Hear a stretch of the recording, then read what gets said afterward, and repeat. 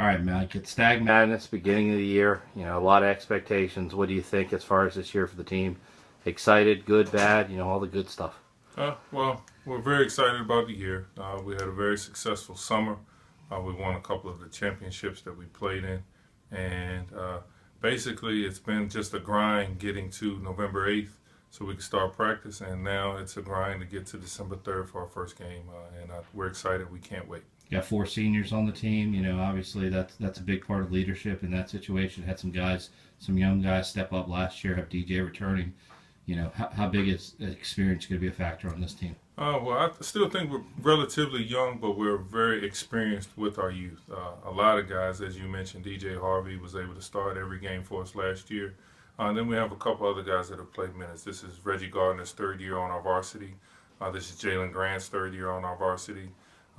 We've got a lot of guys that have played a lot of minutes. Terrell Allen has pretty much started off and on for the last 3 years. So everybody that we have on our roster, has some type of varsity level experience, except for a couple of guys. So that'll be something we'll really rely on. I think DeMatha has arguably the toughest traditional high school schedule in the country. We won't talk about other traveling, but having a real, having that traditional high school and traveling, you're going to some new places.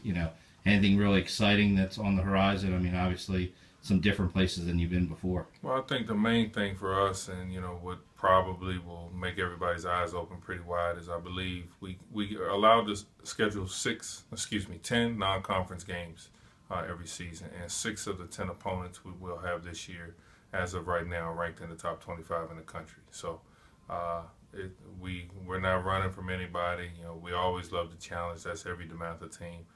But this year, clearly, we're going to be tested night in and night out. And no matter how those games go, we expect to win. But we're going to have to play really well to win. But no matter how they go, it's going to go a long way in preparing us for the WCAC season, which is the most important thing to us. And, the WCAC, obviously, you talk about ranked teams outside of, the one thing about the WCAC, it's arguably the best Catholic league in America. Talk about that as far as competitiveness, who you think as far as, obviously without giving too much away, but who you really are excited about getting and playing and seeing how you guys match up against. Fortunately enough, we got a dogfight every night, so we're going to get up for every opponent we have. Losing to Paul VI last year, obviously we're looking for an opportunity to play them.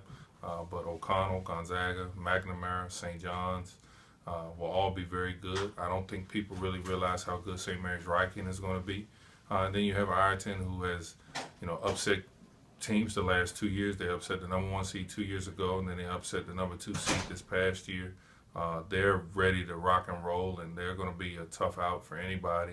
And then Carroll is a budding program with a lot of really good young players that play as hard as anybody in our league. So there's not going to be an off night for us. We understand that our guys' maturity level, again, is going to go a long way into making sure that we've got our head on straight going into game night. Like any coach, you really can't thank everybody that's been involved, but anybody you really want to say thank you to at the start of this season?